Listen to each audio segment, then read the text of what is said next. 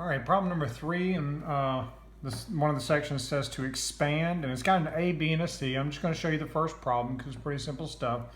As long as you understand the properties, it's just practicing using the properties of logarithms. So when they want you to expand it, they basically want you to undo getting them all into one logarithm.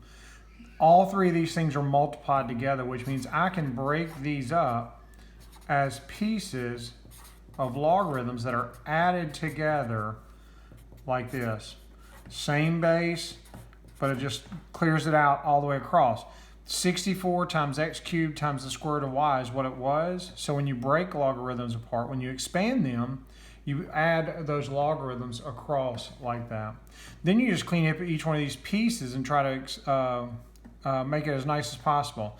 Log base 4 of 64, since there's no x's, no variables or y's or anything like that in there, you can actually figure out what log base 4 of 64 is. If this was a problem the first time we started talking about logarithms, you would put an x over there and say, okay, 4 to that power equals 64, and you say, okay, get them the same bases. That's 4 to the third, so drop the bases, you know that x is 3. That tells you that the log base 4 of 64 is the same thing as just the number 3. All of that is the same number as 3. Now, since these other two have variables, they're not going to clean up like that, but I'm just going to rewrite them. Exponents need to come out front because of the power rule. And that's an exponent of 1/2.